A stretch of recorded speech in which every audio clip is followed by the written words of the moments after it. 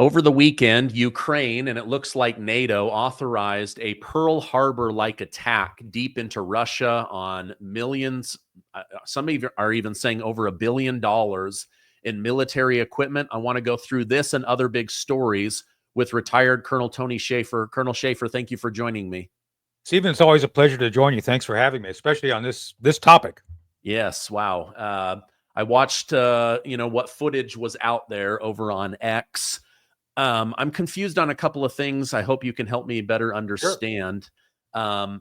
Zelensky and NATO were full court press wanting this war to continue with Russia, even though Ukraine is running out of bodies. Then there's the infamous fight with President Trump and J.D. Vance and Zelensky in the Oval Office. Trump pulls the funding. Suddenly, the European Union and Ukraine want peace.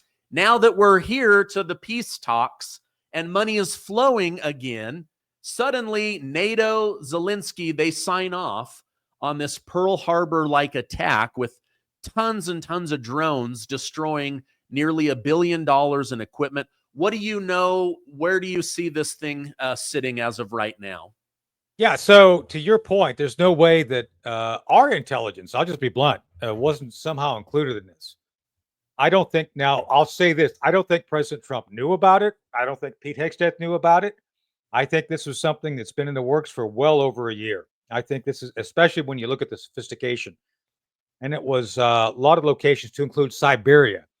So you don't go to Siberia without having some level of granular detail. You don't get that detail by reading Pravda. Just saying, it's like you had a lot of help. And so I did note also that Lindsey Graham, who I think, did you ever notice that he should start dressing like Liberace? I think he'd do better dressing like Liberace. Just saying, just saying. I think it would help his image. And he and Senator Dick Blumenthal, Dick, I mean, who said he was in Vietnam and never was, but he's been in Ukraine at least, so I'll give him that. And next thing you know, there's like this sneak attack. Coincidence? I don't think so. I think there was some shenanigans going on. If I were President Trump, I would call in Lindsay and say, dude, what did you know about this attack in advance? Because I'm pretty sure he knew it was coming, saying, and he didn't say anything. Remember, Stephen, see something, say something? Well, apparently Lindsay did not get that memo. Just saying. So there's something to that. Really quickly on that before you go deeper. Yeah. I saw what you're talking about. He and Blumenthal, they're standing in front of the cameras. Lindsey Graham looked like he's like frothing. He's really mad. And he's saying, we need to attack Russia. We don't need to end this war. We're going to put a 500% tariff on you. We're going to sanction you to the hilt. Yeah.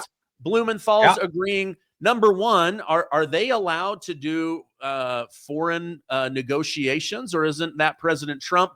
Isn't that his wheelhouse? So they're now doing foreign policy on behalf of the president, likely without permission. And again, what do they know? These drones were sitting in these like little barns and cottages and stuff.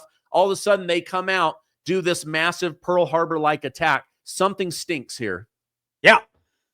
So let me parse this into two pieces. First off, it was a truly brilliant attack. No doubt. I'm not going to even, it's like, this was chef's kiss.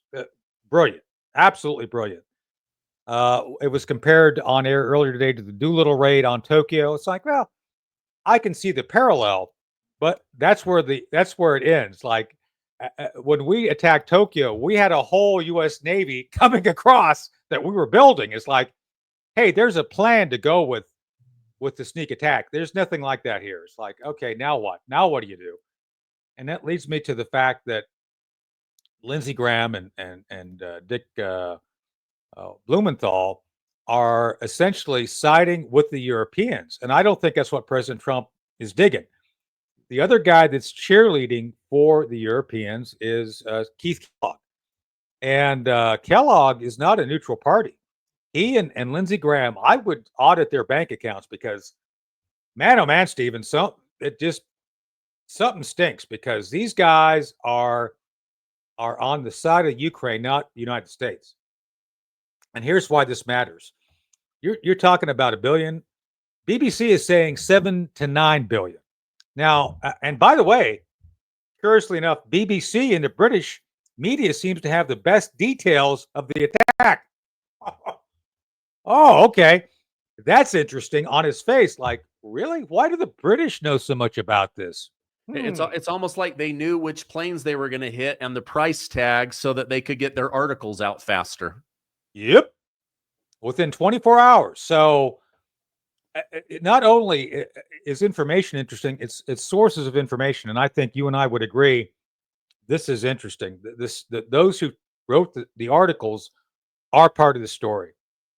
It's very clear. So you got the British, you got Lindsay. I think it's safe to say you had NATO because you've had Macron and Merz, the new Chancellor of Germany, kind of both talking tough, wanting to increase the range, strike range. Well, this increased the strike range big time. These things were shipped in, some of them in by commercial shipping containers. I mean, these guys were brilliant. I mean, they shipped some of these guys with these big old trucks. Hey, they had a load. They were paid to go do something. They didn't know they were taking weapons. And oh, by the way, the fact that they were able to avoid detection is significant. And oh, by the way, Pete Hegseth and the Pentagon better be paying attention. It's like this is asymmetric warfare at its finest. You had a smaller adversary who was able to penetrate and take out between 1/3 and 1/2 of a nuclear nation strategic basically the Russians have a triad like we do: land, air, and sea. This attack took between 1/3 and 1/2 of the air triad out. That's no small feat. And oh, by the way, why does this matter to us, Stephen? Why does this matter? Well, I'll tell you why it matters, because this is escalatory. This puts the Russians forward-leaning in their nuclear posture because they think, oh my goodness, remember the 80s, remember the shenanigans, remember the 60s.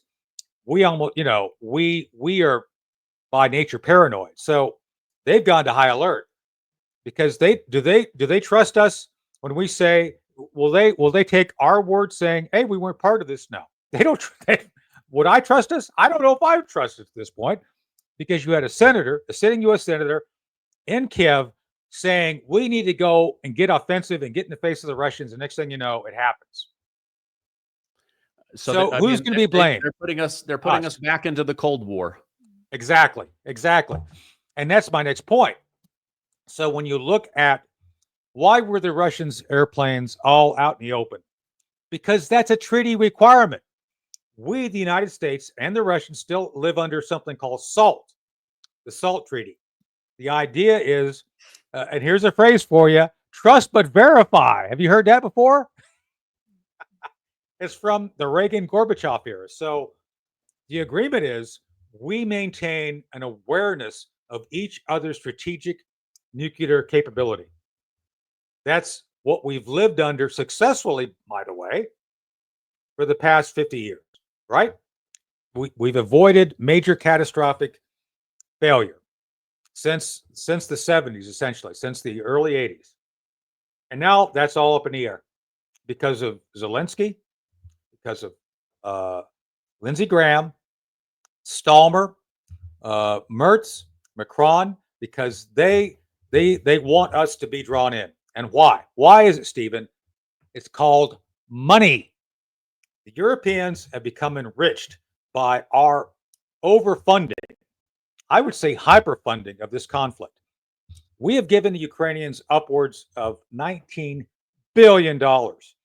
And the Europeans say, oh, we're spending some too. They're spending a fraction of what we spend. And a lot of that money comes back to the Europeans through a number of programs, trade, everything else. So when we defund the war, the Europeans start getting upset. So that's why I think this is why it's so important to them. They want this war. And if it means us having them sacrifice their people, I don't think they care, because the first targets of the Russians, it ain't Chicago, it ain't Washington. It's Paris, it's London, and it's Western Europe. So I don't think the Europeans understand what they're doing. So just to recap and clarify, these planes were sitting ducks because of an agreement. Right. So we broke a treaty in order to do this spy level tactical battle. So from what I'm reading, that's the way the Russians will look at it. Absolutely. That's the way the Russians are going to look at it. So everybody suddenly wanted peace when the American money dried up. Why isn't President Trump just saying, we're done, we're not giving any more money? If you want this Macron, you want this Starmer, you want this Mertz, you guys start this. I think he's trying desperately to avoid nuclear war, and they are trying to provoke it. So there seems to be a battle between two factions within the Trump White House and the overall enterprise, to include DOD. That is the Neocons, who are Lindsey Graham's a Neocon. I don't care what he says. Keith Kellogg, well, he pretends to not be a Neocon. He's a Neocon. And they have always wanted, and President Trump has spoken out against them. J.D. Vance has spoken out against them. Pete Hegseth just recently spoke out against them. They're still there. And there's a feeling, this is my opinion, I think there's a feeling that you have to deal with them and not exclude them. Now, I don't know why that feeling is, because between you and me, if I were put in charge, they'd be gone. By the way, hint, that's why I'm never going in. They'll never let me in, Stephen, because I'll be a hard ass about this. And if you're a neocon or you're a DEI person, you need to go find some other way of serving the nation. I hear that NASA may be doing something. You can volunteer to be going to Mars. I think people should go to Mars, don't you, Stephen? I think they'd be great astronauts. Just put them on a spaceship and let them go. Anyway, that's what's going on, I think. So you have Keith Kellogg still in there swinging. You got Steve Wyckoff going the other way, trying to say, no. We have to look at root causes. We have to acknowledge the Russians have grievances. And you got the Europeans saying, we want to go to wars. Stallmer just announced a $9 billion increase in their defense spending. Where they're going to get it, I don't know, because they don't have it. The British, that is. They're going to get it from us. Well, no, they're not, because they're going to get it from the EU, because Ursula von der whatever her name is, she's putting together a fund that the UK can borrow from. And so this is a way of drawing Britain back into the EU. It's like, oh, yeah. You want defense funds? We'll load them to you. And part of the consequence is you got to be part of us again. So I'm just saying, Ursula von der Leyen, or whatever her name is, that's how they're doing it. It's a big game. It's all about money. And this is what's going on. Again, they are overplaying their hand. I don't think they understand the Russians are serious. Like, no, dude, they've got nukes and they'll use them.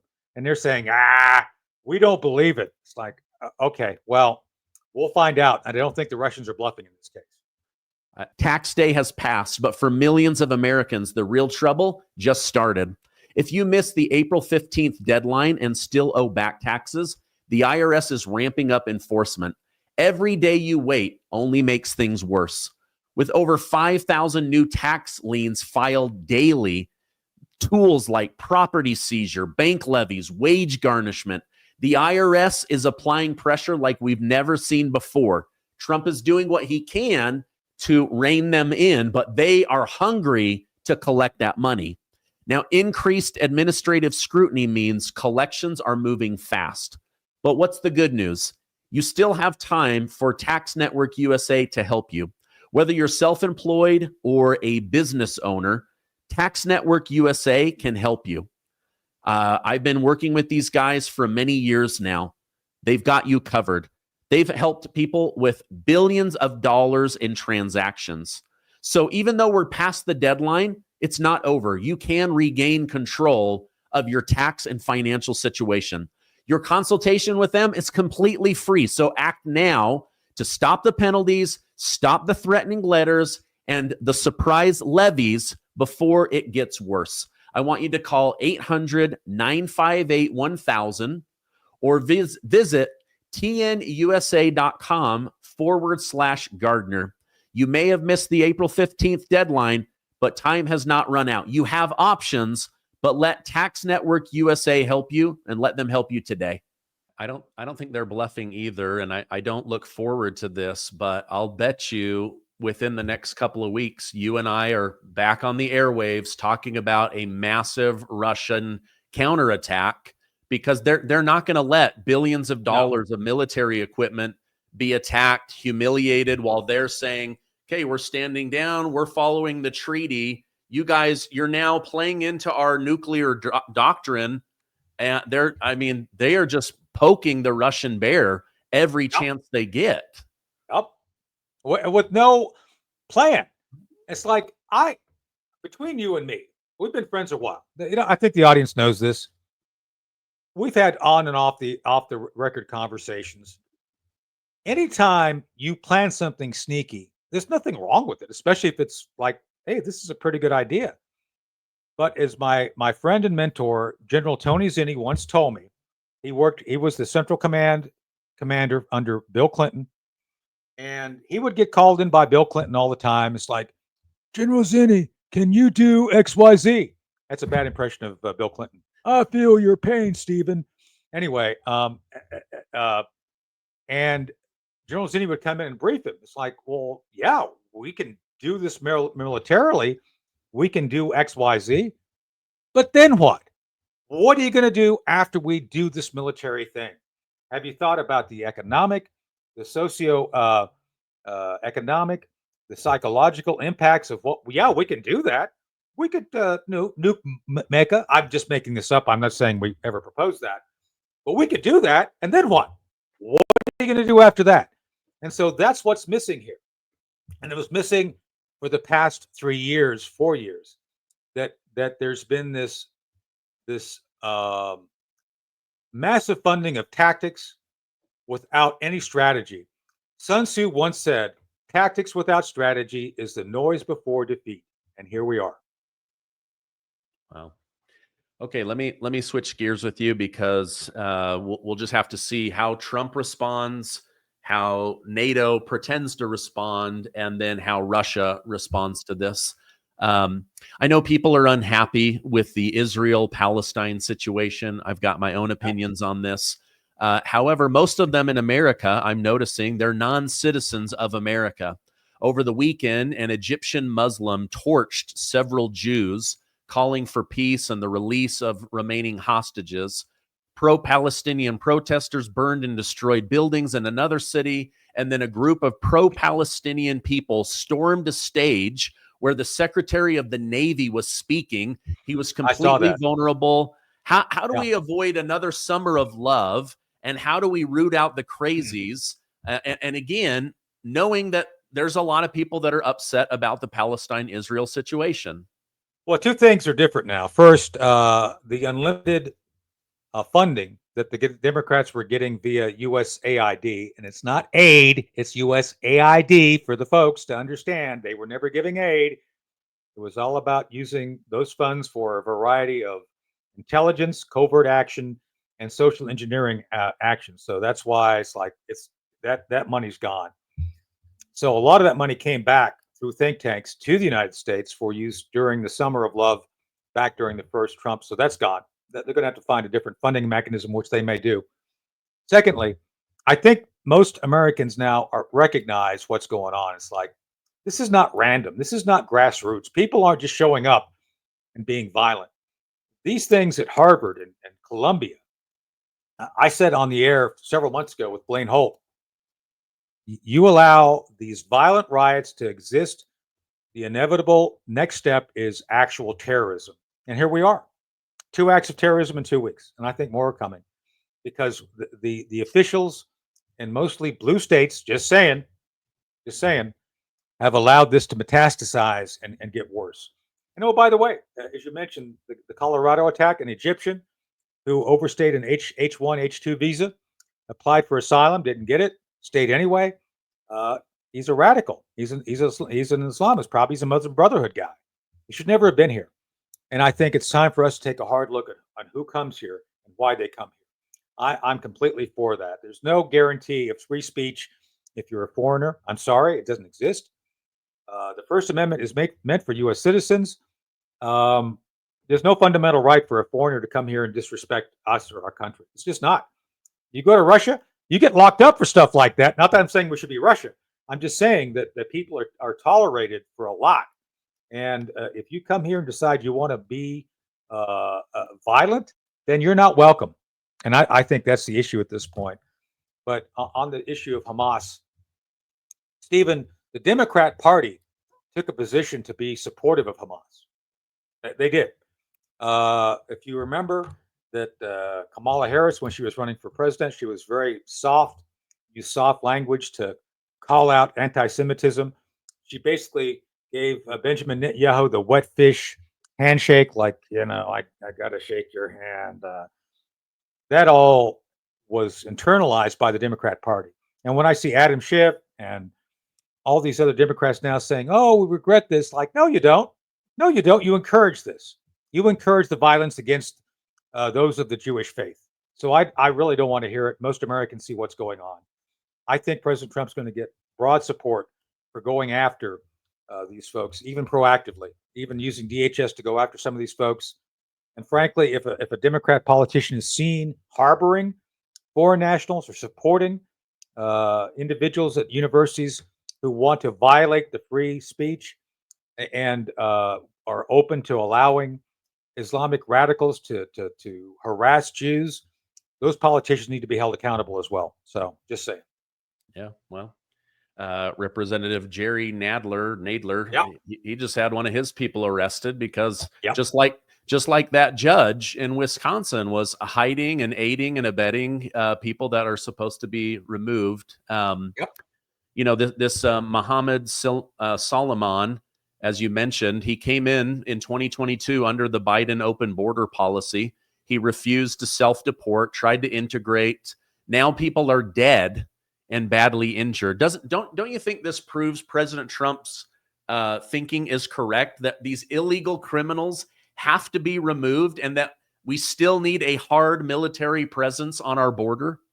Absolutely. The military is designed to do those things of securing territory. I always say, some people get upset with me. The Army's job is very simple: kill people, break things, hold terrain. That's it. That's the job. Now, how we do it, I mean, we've got a lot of techniques to get us there. But when you break it down, that's our job, Stephen. It's a very basic job. And one of those, as I mentioned, is hold terrain. So yeah, we know how to do that, and we should be doing that. That's our job. All this other stuff, the social engineering that was going on, that needs to be removed, and it is being removed. But yeah, it's something that is long overdue. And the other thing about President Trump's policy on this, Democrats will quietly tell you if you get them alone, like, yeah, we're kind of for this, because there was a hearing in Portland just recently where all these liberals are coming out, all these old ladies saying, hey, we don't feel safe here. No, because you've allowed Antifa, BLM, others to basically become the spokesman of your party, and violence is part of that speech. So we need to stop that. There can be zero tolerance of violence as political speech. And that's what I think, that's why President Trump is going after the left, who's trying to support these illegal aliens who are here conducting violence. The big issue here is violence. It's one thing to say and be all, protesty, go out and protest things. Another thing altogether, when you start harassing, targeting, physically harming or killing people you oppose. That's not acceptable. And oh, by the way, it's only on the left right now. There's nobody on the right doing this. Yeah. Let me pull up a video for us to watch and react to together. So, several people were killed with this guy lighting them on fire. We've got millions of military-aged men with no family buried in the United States. Let me just show you and my audience. This is over in Paris. I see these videos every day. Looting, burning. They go in, they harass the Parisians. Let's watch this together.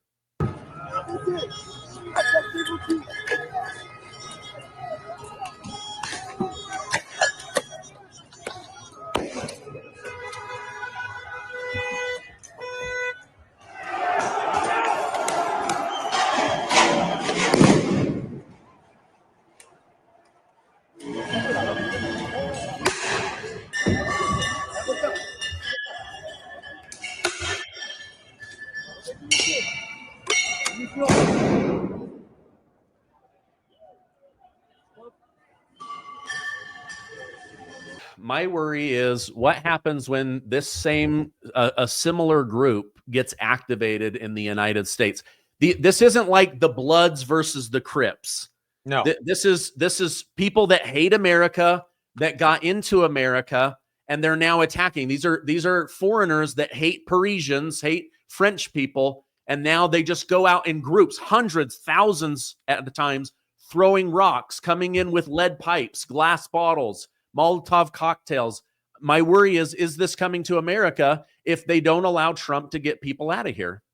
It's going to come. It's already here. It just hasn't been activated yet, I would argue. And on a side note, French President Macron was off in Singapore singing songs, and I'm not joking, when all this is going on. So he pulled a Karen Bass, and he's over in another nation. So the French don't seem to be taking this to at least the leadership. I think those people on the street were taking it very seriously.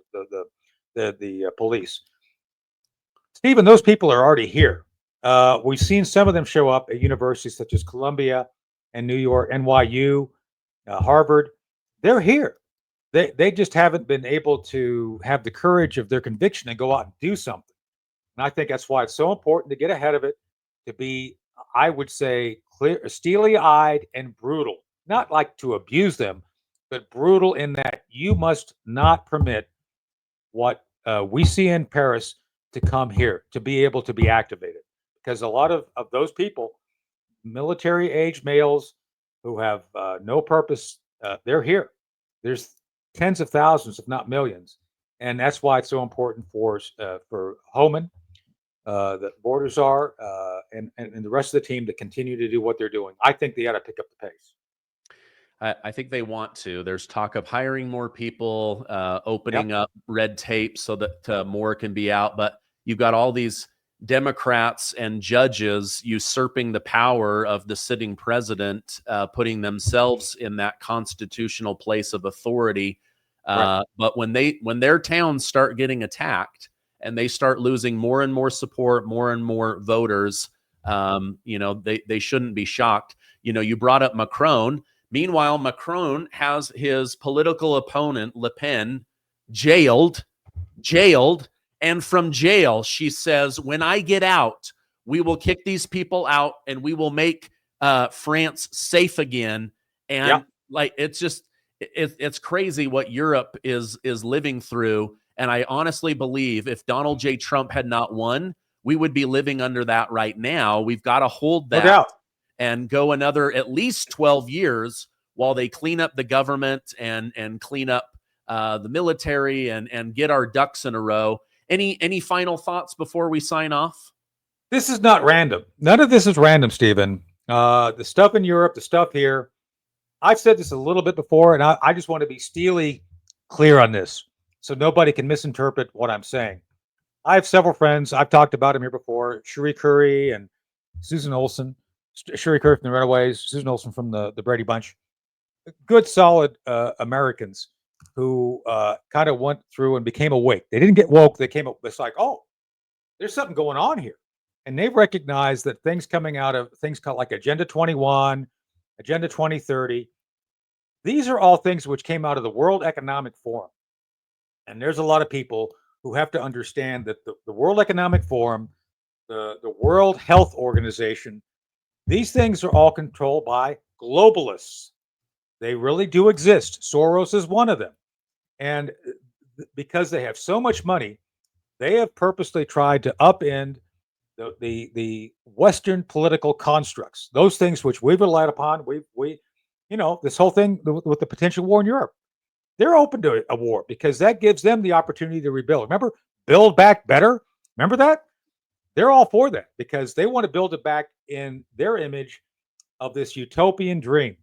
Klaus Schwab had this utopian dream of global domination. I think Adolf Hitler had a similar vision. Just saying, there's a connection there. And what they're seeking is feudal mercantilism, the idea of global city-states which run everything, that they basically break things apart for purposes of resetting things to this, you'll own nothing and be happy, 15-minute cities. This is all related. And so the way you get there is by destroying the very fabric of Western civilization. So when you see these things all happening all over, it's like, oh, they're similar. They are, because that's what they're trying to do. So without President Trump getting in front of this and saying, whoa, whoa, whoa, whoa, we're going to rethink things, we would have seen Paris. We'd have a lot more than the Statue of Liberty in New York. Just saying, but that's French. And I think we have to recognize that we need to be vigilant and able to push back on all this stuff. Get rid of illegal aliens, especially those who want to undermine Western civilization. Find a way to get law and order as the rule for all people. Stop judging people or promoting people based on gender, on immutable characteristics, on who they sleep with. Bring discipline back to schools to give kids an education so they have an actual chance at life. These things all have to be done. Remove woke.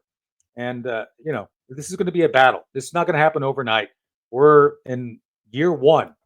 We're in the second, basically like the second round of a 4-year, cycle of doing this. So we're about, a half a year in. We got a long way to go. Yeah, we do. Well, I hope the team can do it. I believe President Trump wants to, but my goodness, he's up against a lot of people that want to take him out, both in the homeland and abroad. So, Colonel Schaefer, thank you so much for taking time out of your day coming on. Thank you so much. I hope you have a great rest of your day. Thank you. Good being here with you. Thank you.